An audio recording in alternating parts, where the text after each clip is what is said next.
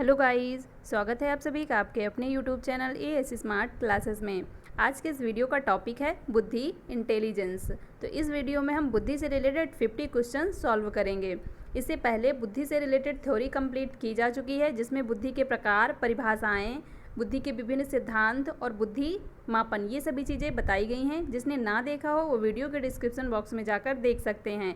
उन वीडियो को देखने के बाद ही ये क्वेश्चन करिएगा। और लास्ट में सभी लोग कमेंट करके ये अवश्य बताइएगा कि आपने कितने क्वेश्चन सही किए। ये वीडियो सभी टीचिंग एग्जाम्स की दृष्टि से मोस्ट इंपॉर्टेंट है। वीडियो को लास्ट तक ज़रूर देखिएगा और वीडियो पसंद आए तो वीडियो को लाइक करें और ज़्यादा से ज़्यादा शेयर करें। जिसने भी चैनल को सब्सक्राइब ना किया हो कर लीजिए और साथ ही बेल आइकन को भी प्रेस कर लीजिए, ताकि नेक्स्ट वीडियो की अपडेट आपको टाइम पर मिलती रहे। इस वीडियो की PDF प्राप्त करने के लिए ये है हमारा व्हाट्सअप नंबर। इसमें अपना नाम और नंबर लिखकर सेंड कीजिए, जिससे आपको हमारे व्हाट्सएप ग्रुप में ऐड कर दिया जाएगा और इस वीडियो की PDF आपको प्राप्त हो सकेगी। स्टार्ट करते हैं आज का फर्स्ट क्वेश्चन। फर्स्ट क्वेश्चन है, बुद्धि से क्या तात्पर्य है? ऑप्शन नंबर ए है अमूर्त विचारों की योग्यता, ज्ञानार्जन की योग्यता, कार्य करने की योग्यता, उपरोक्त सभी। इसका राइट आंसर क्या होगा? इसका राइट आंसर होगा ऑप्शन नंबर डी, बुद्धि से तात्पर्य इन सभी चीज़ों से ही है। बुद्धि की विभिन्न परिभाषाएं जो आपको बताई गई थी, उसमें अलग अलग मनोवैज्ञानिकों ने अपनी अलग अलग तरह से बुद्धि को परिभाषित किया। जैसे बुद्धि अमूर्त विचारों की योग्यता है, यह कहा था टर्मन ने। बुद्धि कार्य करने की योग्यता है, यह कहा था वुडवर्थ ने। और ज्ञानार्जन में अल्फ्रेड बिने ने बुद्धि में 4 शब्द निहित किए थे: ज्ञान, आविष्कार, निर्देश, आलोचना। ये सभी ही अलग अलग मनोवैज्ञानिकों के अनुसार परिभाषाएं हैं। तो बुद्धि का इन सभी से ही तात्पर्य है। तो राइट आंसर है option number D. Next question देखेंगे, बुद्धि अमूर्त वस्तुओं के विषय में सोचने की योग्यता है, यह परिभाषा किसने दी? अभी आपको पीछे बताया गया कि बुद्धि अमूर्त वस्तुओं के विषय में सोचने की योग्यता है। किसने दी है परिभाषा? थॉर्नडाइक ने, मैकडुगल ने, बर्मिंघम ने या टर्मन ने? इसका राइट आंसर क्या होगा? इसका राइट आंसर होगा ऑप्शन नंबर डी, ये परिभाषा दी है टर्मन ने। नेक्स्ट क्वेश्चन देखेंगे, बुद्धि परीक्षणों का जन्मदाता कहा जाता है? थॉर्नडाइक को, साइमन को, बिने को या स्पीयरमैन को? इसका राइट आंसर क्या होगा? इसका राइट आंसर होगा ऑप्शन नंबर सी, बुद्धि परीक्षणों का जो जन्मदाता माना जाता है वह बिने को माना जाता है, क्योंकि इन्होंने ही 1905 में सबसे पहले बुद्धि परीक्षण की शुरुआत की थी। इसके पहले का जो काल था 1905 के पहले का, वह बताया गया था उसमें कि उसमें बुद्धि को शारीरिक रचना के आधार पर माना जाता था। लेकिन ये जो बिने आए, इन्होंने सर्वप्रथम 1905 में क्या किया था? बुद्धि परीक्षणों की शुरुआत की थी और इन्होंने बुद्धि का आधार मानसिक आयु को बताया था। नेक्स्ट क्वेश्चन देखेंगे, सामूहिक बुद्धि परीक्षण किस देश में आरंभ हुआ? सामूहिक बुद्धि परीक्षण बताए गए थे आपको कि यह द्वितीय विश्व युद्ध से प्रारंभ हुआ था। तो किस देश से प्रारंभ हुआ था? ब्रिटेन से, अमेरिका से, जर्मनी से, भारत से। इसका राइट आंसर होगा ऑप्शन नंबर बी। ये चीज़ नहीं बताई गई थी आपको कि ये कहाँ से प्रारंभ हुआ था। तो याद रखिएगा, ये जो सामूहिक बुद्धि परीक्षण था, इसमें 2 बुद्धि परीक्षण किए गए थे। सर्वप्रथम द्वितीय विश्व युद्ध में एक आर्मी अल्फ़ा टेस्ट था, एक आर्मी बीटा टेस्ट था। आर्मी अल्फ़ा में पढ़े लिखे लोगों के लिए शाब्दिक परीक्षण था और आर्मी बीटा अनपढ़ लोगों के लिए अशाब्दिक परीक्षण था। यह स्टार्ट किया गया था अमेरिका के सैनिकों से। तो इसका राइट आंसर हो जाएगा option number B. Next question देखेंगे, बुद्धि के एक तत्व सिद्धांत के प्रतिपादक हैं? बिने, स्पीयरमैन, स्टर्न या फिर टर्मन? इसका राइट आंसर क्या होगा? इसका राइट आंसर होगा ऑप्शन नंबर ए, बुद्धि के एक तत्व। यहाँ पे एक याद रखिएगा, एक तत्व या एक कारक सिद्धांत के प्रतिपादक अल्फ्रेड बिने हैं। इनके अनुसार बुद्धि में सिर्फ एक ही तत्व है जो सभी व्यक्तियों में समान होती है। जैसे किसी बुद्धि की वजह से कोई डॉक्टर बन सकता है, तो उसी बुद्धि की वजह से वह इंजीनियर, कलाकार भी बन सकता है। इनका ये मानना था। तो राइट आंसर इसका है option number A. Next question देखेंगे, द्वितत्व सिद्धांत के प्रतिपादक हैं? ये सभी आपको बताए गए, एक तत्व, द्वितत्व, त्रितत्व, बहुकारकी, ये सभी सिद्धांत बताए गए हैं। तो इसका राइट आंसर क्या होगा? द्वितत्व सिद्धांत के प्रतिपादक कौन है? Thorndike, Spearman, Thurstone, Burt. इसका राइट आंसर होगा ऑप्शन नंबर बी। बुद्धि के द्वितत्व के सिद्धांत के प्रतिपादक स्पीयरमैन हैं। इन्होंने बुद्धि में 2 कारकों को महत्व दिया है, सामान्य कारक और विशिष्ट कारक। सामान्य कारक जनरल फैक्टर हो गए जो जन्मजात होते हैं और विशिष्ट कारक जो होते हैं वो अर्जित कारक होते हैं। ये सभी चीज़ें आपको बुद्धि के थ्योरी वाले पार्ट में पार्ट फर्स्ट और पार्ट सेकंड दिया गया है, उसमें बताई गई हैं। जिसने ना देखा हो वो पहले देख लें, उसके बाद ही ये क्वेश्चन सॉल्व करेंगे।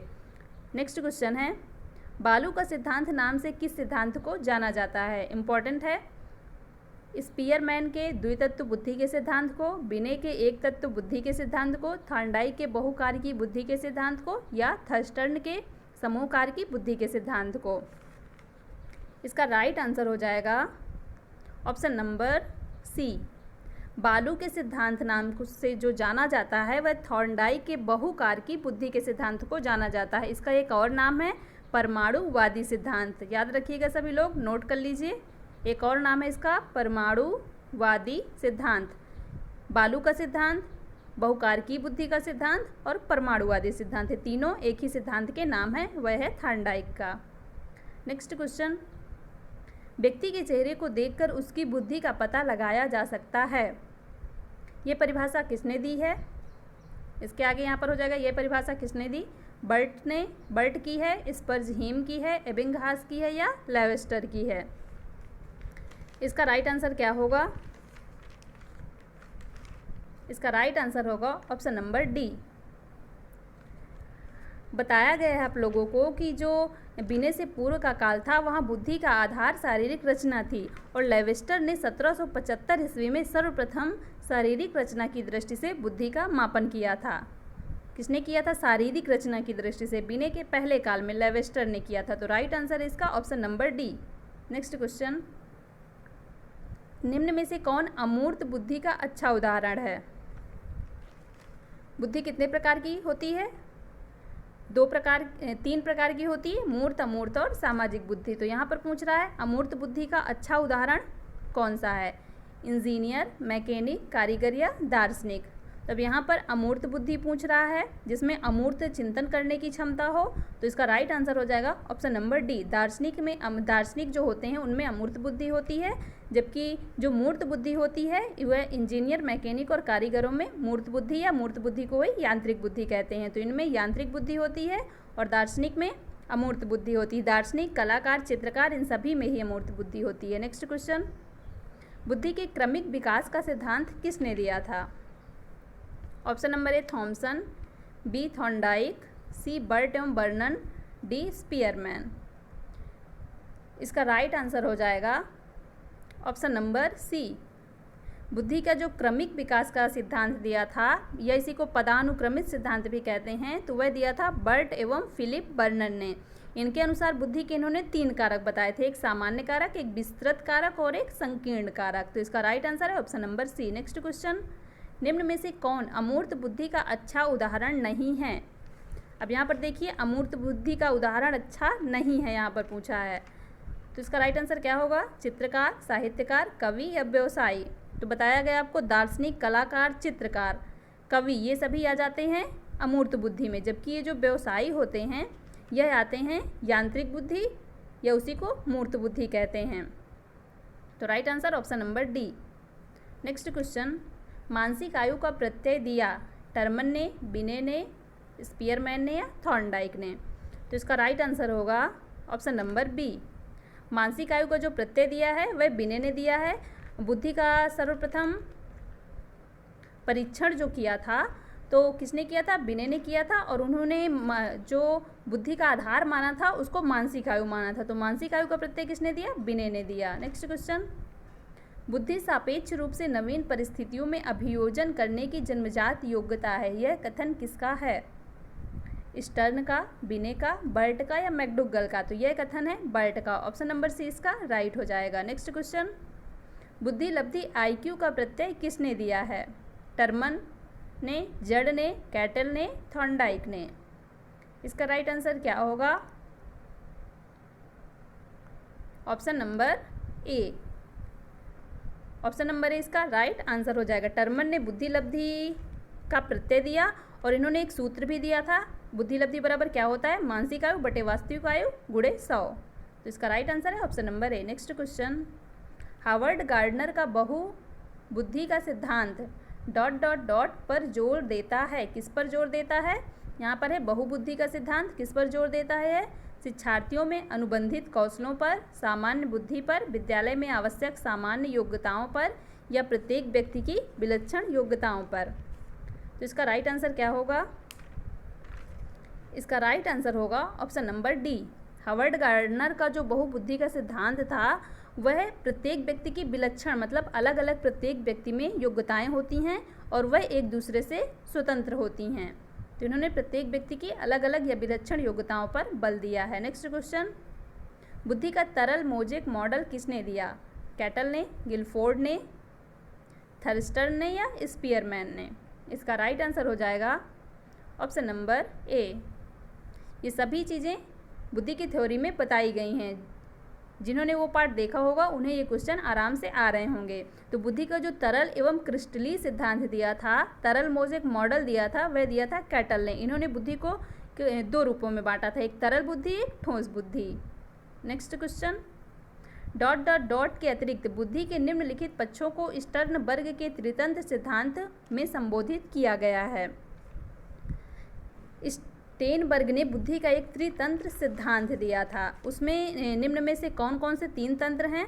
तो आपको पहले बता देते हैं कि जो त्रितंत्र सिद्धांत था, मान लीजिए ये इसके अंदर ये बुद्धि है, तो इसमें तीन तंत्र थे। कौन कौन से? अवयवभूत, इधर मान लीजिए हो जाता है संदर्भगत। क्लियर लिखते नहीं बन रहा है यहाँ पर, आप लोग सुन लीजिए। इधर हो जाएगा संदर्भगत और इधर हो जाएगा आनुभविक।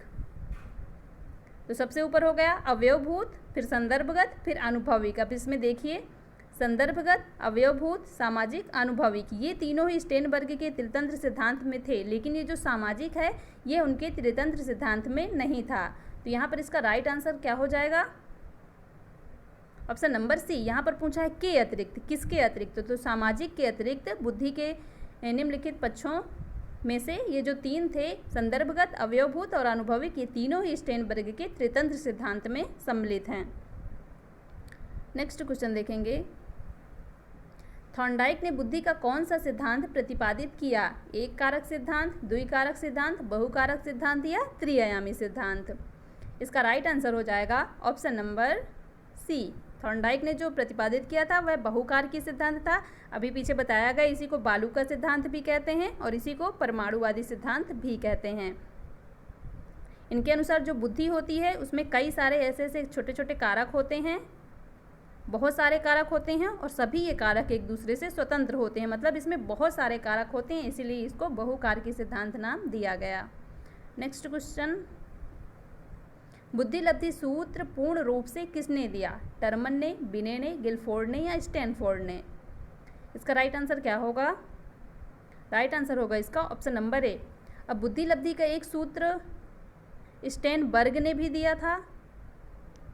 तो उन्होंने क्या सूत्र दिया था? मानसिक आयु बटे वास्तविक आयु। लेकिन यहाँ पर पूछ रहा है कि जो पूरा सूत्र दिया वह किसने दिया? तो वह दिया था टर्मन ने। पूरा सूत्र क्या है? मानसिक आयु बटे वास्तविक आयु गुणे 100। तो ये किसने दिया था पूरा सूत्र? टर्मन ने। जबकि जो मानसिक आयु बटे वास्तविक आयु था उसे दिया था स्टर्न ने। स्टर्न ऑप्शन नंबर ए इसका राइट हो जाएगा। नेक्स्ट क्वेश्चन, गिलफोर्ड ने बुद्धि का कौन सा आयाम नहीं बताया? गिलफोर्ड ने बुद्धि के 3 आयाम बताए थे, बताया गया है आपको। तो संक्रिया, या उत्पाद? इसका राइट आंसर हो जाएगा ऑप्शन नंबर बी। गिलफोर्ड ने जो बुद्धि का आयाम बताया था, त्रिआयामी सिद्धांत गिलफोर्ड ने प्रस्तुत किया था और उसमें इन्होंने 3 आयाम कौन कौन से बताए थे? संक्रिया, विषय वस्तु और उत्पाद। इनके अंतर्गत भी रखे गए थे, वो आपको सब बताया गया है। तो यहाँ पर इतना ही देखते हैं। इसका राइट आंसर हो जाएगा option number B. Next question, एक बालिका की मानसिक आयु 10 वर्ष है और वास्तविक आयु 8 वर्ष है। बालिका की बुद्धि लब्धि कितनी होगी? इसमें कुछ नहीं करना, बस फार्मूले में आपको सब कुछ रख देना है और उसका आंसर आ जाएगा। बुद्धि लब्धि बराबर क्या होता है? IQ बराबर मानसिक आयु कितनी है? 10 और वास्तविक आयु कितनी है? 8 वर्ष। और यहाँ पे 100 का गुणा कर देंगे। अब इनको काटेंगे, 2 से काटेंगे, फिर 4 से 100 कट जाएगा, इधर 25 आ जाएगा, 25 पंचे 125। इसका राइट आंसर हो जाएगा ऑप्शन नंबर डी। कितनी होगी बुद्धि लब्धि? 125। नेक्स्ट क्वेश्चन, अशाब्दिक सामूहिक परीक्षण है? आर्मी अल्फा परीक्षण, आर्मी बीटा परीक्षण, सैन्य सामान्य वर्गीकरण या टर्मन परीक्षण। इसका राइट आंसर होगा ऑप्शन नंबर बी। ये जो सामूहिक परीक्षण है इसकी शुरुआत द्वितीय विश्व युद्ध से की गई थी, जिसमें वहाँ सैनिकों का परीक्षण किया गया था। तो उसमें 2 परीक्षण किए गए थे, एक आर्मी अल्फा, एक आर्मी बीटा परीक्षण। आर्मी अल्फा जो था वह पढ़े लिखे लोगों के लिए शाब्दिक सामूहिक परीक्षण था, लेकिन जो आर्मी बीटा था वह अनपढ़ लोगों के लिए, जो पढ़े लिखे नहीं थे उनके लिए अशाब्दिक सामूहिक परीक्षण था। तो इसका राइट आंसर है ऑप्शन नंबर बी। यहाँ पर पूछा है अशाब्दिक, तो आ जाएगा आर्मी बीटा। अगर यहाँ पर होता शाब्दिक तो हो जाता army alpha. Right answer option number B. Next question, एक शिक्षिका अपने शिक्षार्थियों को विभिन्न अधिगम शैलियों को संतुष्ट करने के लिए वैविध्यपूर्ण कार्यों का उपयोग करती है। वह ... से प्रभावित है। किससे प्रभावित है? पियाजे के संज्ञानात्मक विकास के सिद्धांत से, कोहल वर्ग के नैतिक विकास के सिद्धांत से, गार्डनर के बहुबुद्धि सिद्धांत से, वाइगोत्स्की का सामाजिक सांस्कृतिक सिद्धांत से। तो इसका राइट आंसर क्या हो जाएगा? ऑप्शन नंबर सी। गार्डनर के बहुबुद्धि सिद्धांत से वह प्रभावित है, इसी कारण वह अपने विद्यार्थियों को विभिन्न शैलियों को संतुष्ट करने के लिए वैविध्यपूर्ण कार्यों का प्रयोग करती है। नेक्स्ट क्वेश्चन, आप कक्षा 8 के अध्यापक हैं। आप इस कक्षा के छात्र का बुद्धि लब्धांक 130 पाते हैं। क्या पाते हैं कि आपकी कक्षा में एक छात्र है, उसका बुद्धि लब्धांक 130 है। तो इसका अर्थ है कि वह बालक क्या है? मंद बुद्धि है, औसत बुद्धि है, अतिश्रेष्ठ बालक है या सामान्य बुद्धि है। इसका राइट आंसर क्या होगा? ऑप्शन नंबर सी इसका राइट हो जाएगा, अतिश्रेष्ठ बालक। 130 से 139 या 40 तक बुद्धि लब्धि के बीच में जो आते हैं वह प्रखर या अतिश्रेष्ठ बुद्धि वाले बालक होते हैं।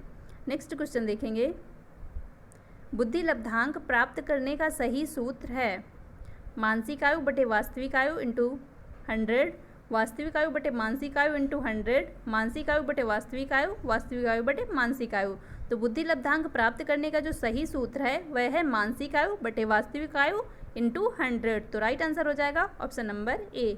नेक्स्ट क्वेश्चन, बुद्धि का कौन सा सिद्धांत सामान्य बुद्धि व विशिष्ट बुद्धि की उपस्थिति का समर्थन करता है? नियम प्रतिकूल सिद्धांत, गिलफोर्ड का बुद्धि सिद्धांत, या स्पीयरमैन का द्विखंड सिद्धांत, या बिने का सिद्धांत। इसका राइट आंसर हो जाएगा ऑप्शन नंबर सी। स्पीयरमैन ने जो द्वितत्व का सिद्धांत दिया था उसी में इन्होंने बुद्धि को 2 भागों में बांटा था, जैसे सामान्य बुद्धि और विशिष्ट बुद्धि। सामान्य बुद्धि जनरल फैक्टर, ये एक जन्मजात कारक होती है सामान्य बुद्धि, जिसमें तर्क एवं समस्या समाधान की क्षमता आता है इसके अंतर्गत। ये एक महत्वपूर्ण कारक होता है बुद्धि का। और ये जो विशिष्ट बुद्धि होती है इसको स्पेशल फैक्टर कहते हैं। ये अर्जित कारक होता है, ये अर्जित की जाती है। तो इसका राइट आंसर है option number C. Next question, प्रतिभाशाली बालकों में निम्न विशेषता होती है। प्रतिभाशाली जो बालक होते हैं इनकी बुद्धि लब्धि कितनी होती है? 140 से ऊपर। तो इनमें कौन कौन सी विशेषताएं होती हैं? अधिक महत्वाकांक्षा, बुद्धि लब्धि 110 से अधिक, विस्तृत शब्दकोश, इनमें से सभी। इसका राइट आंसर हो जाएगा ऑप्शन नंबर डी। प्रतिभाशाली जो बालक होते हैं अधिक महत्वाकांक्षी होते हैं और उनकी बुद्धि लब्धि भी 110 से अधिक होती है। विस्तृत शब्दकोश, बहुत ज़्यादा शब्दकोश होता है उनके पास, और इनमें से सभी। तो right answer option number D. Next question, Guilford ने कितनी मौलिक मानसिक योग्यताओं के आधार पर बुद्धि की संरचना का वर्णन किया है? ऑप्शन नंबर ए 1, बी 2, सी 3 और डी 4। तो इसका राइट आंसर क्या होगा? राइट आंसर होगा ऑप्शन नंबर सी। गिलफोर्ड ने जो त्रिआयामी सिद्धांत दिया था उसमें कितने आयाम थे? 3 आयाम बताए थे। पहला संक्रिया, दूसरा विषय वस्तु और तीसरा परिणाम या उत्पाद। तो right answer option number C. Next question, 70 से 80 बुद्धि तक की बुद्धि लब्धि वाले बालकों को टर्मन ने क्या नाम दिया है? अब यहाँ पे पूछा है 70 से 80 बुद्धि लब्धि वाले बालकों को मूर्ख, हीन बुद्धि, मंद बुद्धि या क्षीण बुद्धि। इसका राइट आंसर होगा ऑप्शन नंबर बी, हीन बुद्धि। 70 से 80 बुद्धि लब्धि वाले जो बालक हैं इन्हें टर्मन ने हीन बुद्धि या औसत से कम, इसी को कह सकते हैं औसत से कम या हीन बुद्धि नाम दिया है। नेक्स्ट क्वेश्चन, किस मनोवैज्ञानिक ने बुद्धि को 7 प्रमुख योग्यताओं का समूह बताया है? 7 प्रमुख योग्यताओं वाला सिद्धांत बताया गया था? स्पीयरमैन, थर्स्टन, थॉर्नडाइक या टर्मन? इसका राइट आंसर क्या होगा? Option number B. 7 प्रमुख कारकों का समूह होती है बुद्धि, ये किस मनोवैज्ञानिकों ने दिया था? थर्स्टन ने दिया था। उन्होंने बताया था कि जो बुद्धि होती है वह 7 प्राथमिक कारकों से मिलकर बनी होती है। कौन कौन से कारक थे? आंकिक कारक, शाब्दिक कारक, स्थानिक कारक, तार्किक कारक, शब्द प्रवाह कारक, स्मृति कारक और प्रत्यक्षात्मक ज्ञान का कारक। नेक्स्ट क्वेश्चन देखेंगे। सबसे पहला बुद्धि परीक्षण को किसने बनाया था? टर्मन एवं बिने ने, वेस्लर एवं अर्थर ने, साइमन एवं वेस्लर ने, बिने एवं साइमन ने? तो सबसे पहला बुद्धि परीक्षण जो बनाया था वह बिने साइमन का बुद्धि परीक्षण था, जो 1905 में बनाया गया था। तो राइट आंसर होगा option number D. Next question. प्रतिभाशाली की बुद्धि लब्धि कितनी होती है? 130 से ऊपर, 120 से ऊपर, 140 से ऊपर या 150 से ऊपर? तो प्रतिभाशाली बालकों की जो बुद्धि लब्धि होती है वह 140 से ऊपर होती है। Right answer option number C. Next question. बुद्धि के द्वितत्व सिद्धांत के अनुसार व्यक्ति की बुद्धि का विशिष्ट तत्व जन्मजात होता है, अर्जित किया जाता है, सभी बुद्धिमान व्यक्तियों के समान रूप से पाया जाता है, इनमें से कोई नहीं। अब द्वितत्व सिद्धांत दिया किसने था? स्पीयरमैन ने। कौन कौन से तत्व? सामान्य तत्व और विशिष्ट तत्व। तो यहाँ पर कौन सा तत्व पूछ रहा है? विशिष्ट तत्व। तो ये अभी आपको बताया गया पीछे कि जो विशिष्ट होता है यह अर्जित कारक होता है, यह अर्जित किया जाता है। तो राइट आंसर होगा इसका option number B. Next question देखेंगे। बुद्धि के त्रितत्व सिद्धांत में स्पीयरमैन ने तीसरा तत्व जो इन्होंने अपने द्वितत्व सिद्धांत में नहीं बताया था जोड़ा। अब बुद्धि का त्रितत्व सिद्धांत भी बताया गया था, उसमें उसे भी स्पीयरमैन ने ही दिया था, और उन्होंने जो द्वितत्व सिद्धांत दिया था उसमें संशोधन करके एक तत्व और जोड़ दिया था और उसी का नाम पड़ गया था बुद्धि का त्रितत्व सिद्धांत। तो उन्होंने कौन सा शब्द जोड़ा था? सामान्य तत्व, विशिष्ट तत्व। ये दोनों तो पहले से ही द्वितत्व में ही थे। समूह तत्व या एकल तत्व? इसका राइट आंसर है ऑप्शन नंबर सी। उन्होंने जो तीसरा तत्व जोड़ा था वह था समूह तत्व। सामान्य तत्व और विशिष्ट तत्व जो दोनों में जो होता है वह होता है समूह तत्व। Next question. जहां प्रश्नों का स्वरूप शब्दों में हो वहां बुद्धि परीक्षण इस प्रकार का होगा। शाब्दिक बुद्धि परीक्षण, अशाब्दिक बुद्धि परीक्षण, गति बुद्धि परीक्षण या इनमें से कोई नहीं। क्या कह रहा है यहाँ पर? प्रश्नों का स्वरूप शब्दों में हो, शब्दों में व्यक्त किया जाए, शब्दों में बोलकर व्यक्त किया जाए या लिख कर व्यक्त किया जाए, तो वह कैसा परीक्षण बताया गया था? राइट आंसर होगा इसका ऑप्शन नंबर ए। वह होगा शाब्दिक बुद्धि परीक्षण। जहाँ पर प्रतीकों, चिन्हों के माध्यम से किया जाए वह होता है अशाब्दिक बुद्धि परीक्षण। Next question. शाब्दिक वैयक्तिक बुद्धि परीक्षण है। अब यहाँ पर देखिए 2 वर्ड हैं, एक तो हो गया शाब्दिक, दूसरा हो गया वैयक्तिक। वैयक्तिक बताया गया था जब एक एक लोगों का बुद्धि परीक्षण किया जाए, और शाब्दिक जब शब्दों के माध्यम से। तो क्या होगा? ऑप्शन नंबर ए, शब्दों द्वारा एक व्यक्ति की परीक्षा, चित्रों द्वारा एक व्यक्ति की परीक्षा, शब्दों द्वारा समूह की परीक्षा या उपरोक्त सभी। इसका राइट आंसर क्या होगा? ऑप्शन नंबर ए। शाब्दिक मतलब शब्दों द्वारा, वैयक्तिक मतलब एक व्यक्ति की परीक्षा। नेक्स्ट क्वेश्चन देखेंगे। सामूहिक बुद्धि परीक्षण की विशेषता है एक समय में अधिक लोगों की परीक्षा। अब यहाँ पे देखिए कह रहा है सामूहिक मतलब समूह में परीक्षा, तो एक समय में अधिक लोगों की परीक्षा, बड़े बालकों और वयस्कों के लिए उपयुक्त, कम समय कम धन की आवश्यकता। तो यहाँ पर सामूहिक बुद्धि परीक्षण की विशेषता पूछ रहा है, मतलब एक समय में बहुत सारे लोगों की परीक्षा हो सकती है, तो इससे समय भी कम लगेगा और धन की भी बचत होगी। तो ये भी राइट है, ये भी राइट है। और समूह में जो परीक्षण होता है वह बड़े बालकों या वयस्कों के लिए ही उपयोगी होता है, छोटे बच्चों से सामूहिक परीक्षण नहीं किया जा सकता। तो ये भी राइट होगा। इसका राइट आंसर हो जाएगा ऑप्शन नंबर डी। उपरोक्त सभी ही सामूहिक बुद्धि परीक्षण की विशेषताएं हैं। वीडियो पसंद आ रहा हो तो वीडियो को लाइक कर दें और ज़्यादा से ज़्यादा शेयर कर दें। Next question. बुद्धि एक मानसिक योग्यता है। किसकी मानसिक योग्यता है बुद्धि? सीखने एवं समझने की, समस्या समाधान की, चिंतन की या वातावरण में समायोजन की। तो इसका राइट आंसर क्या होगा? उपर्युक्त में से सही कथन चुनिए। ए, केवल एक सही है, केवल 2 सही है, केवल 1 और 3 सही हैं, सभी सही हैं। तो इसका राइट आंसर तो तुरंत बता सकते हैं, ऑप्शन नंबर डी इसका राइट हो जाएगा। बुद्धि सीखने एवं समझने की भी योग्यता है, समस्या समाधान की भी योग्यता है। बुद्धि से ही समस्या का समाधान निकाला जाता है, बुद्धि से ही चिंतन किया जाता है और वातावरण में समायोजन भी किया जाता है। ये सभी बुद्धि की विशेषताओं में सभी पॉइंट बताए गए थे। तो राइट आंसर है option number D. Next question. एक बालक यंत्रों व मशीनों में रुचि लेता है, अपनी खिलौना कार को खोलकर देखता है, उसके अंदर बुद्धि का कौन सा प्रकार विद्यमान है? मूर्त बुद्धि, सामाजिक बुद्धि, अमूर्त बुद्धि या इनमें से कोई नहीं। यांत्रिक बुद्धि किस बुद्धि का नाम था? मूर्त बुद्धि का। तो यहाँ पर क्या हो रहा है? यंत्रों और मशीनों में रुचि ले रहा है। यंत्रों को वह खोलकर ठीक भी कर सकता है, अगर कोई बिगड़ी चीज़ है तो उसको भी बना सकता है, तो उसमें कौन सी बुद्धि होगी? यांत्रिक बुद्धि। मूर्त बुद्धि को ही यांत्रिक बुद्धि कहते हैं, तो ऑप्शन नंबर ए इसका राइट हो जाएगा। नेक्स्ट क्वेश्चन, ऐसे बुद्धि परीक्षण जिनमें लकड़ी के गुटकों इत्यादि का प्रयोग करके बुद्धि का परीक्षण किया जाता है, उसे किस नाम से जाना जाता है? प्रक्षेपी परीक्षण, निष्पादन परीक्षण, चित्र परीक्षण या उपर्युक्त सभी? इसका राइट आंसर होगा ऑप्शन नंबर बी।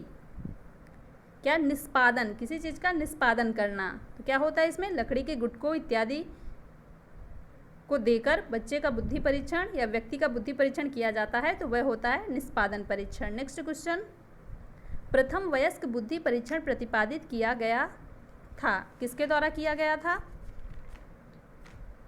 बिने ने, कैटिल ने, वेस्लर ने या इनमें से कोई नहीं? इसका राइट आंसर क्या होगा? इसका राइट आंसर होगा ऑप्शन नंबर सी।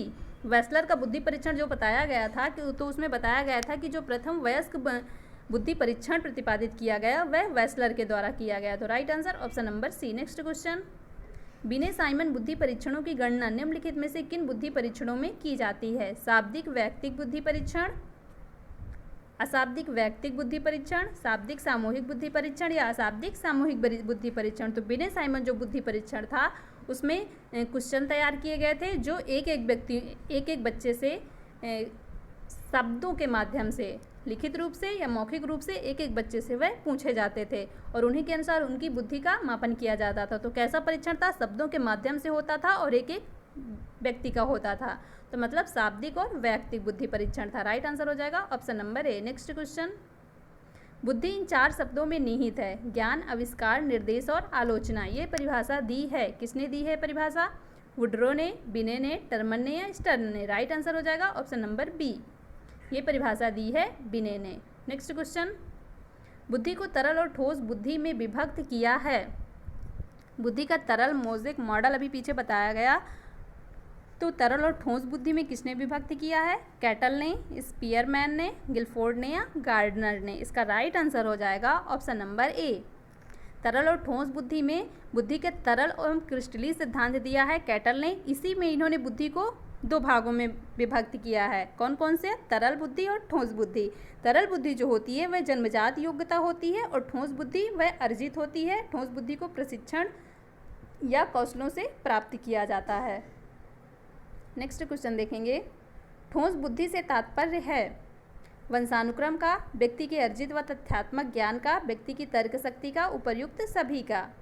तो अभी आपको बताया गया कि ठोस बुद्धि जो होती है वह अर्जित होती है, प्रशिक्षण व कौशलों से प्राप्त हुई बुद्धि को ठोस बुद्धि कहते हैं। तो इसका राइट आंसर क्या हो जाएगा?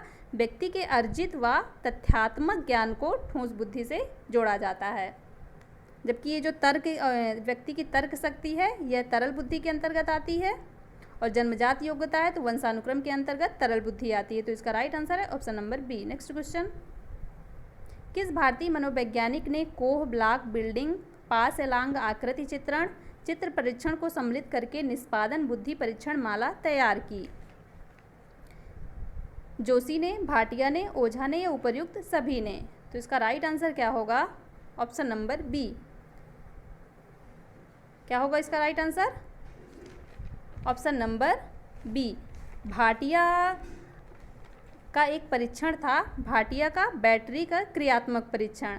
तो इसको बैटरी नाम क्यों दिया गया था? क्योंकि इनके परीक्षण में कई परीक्षणों का सम्मिलन था, तो इसीलिए इनका ये माला किसने तैयार की? भाटिया ने तैयार की। ऑप्शन नंबर बी राइट हो जाएगा। नेक्स्ट क्वेश्चन, प्रथम संस्कृति मुक्त बुद्धि परीक्षण का निर्माण किसने किया? साइमन ने, बिने ने, कैटल ने या रेविन ने? इसका राइट आंसर होगा ऑप्शन नंबर सी। संस्कृति मुक्त प्रथम बुद्धि परीक्षण जो था उसका निर्माण किया था कैटल ने। नेक्स्ट क्वेश्चन, मानसिक लब्धि शब्द का प्रयोग 1912 में किसने किया था? अब यहाँ पे देखिए मानसिक लब्धि शब्द तो आया है लेकिन उसके साथ एक शर्त भी है कि 1912 में किसने किया था? टर्मन ने, गाल्टन ने, स्टर्न ने या बिने ने? इसका राइट आंसर होगा ऑप्शन नंबर सी।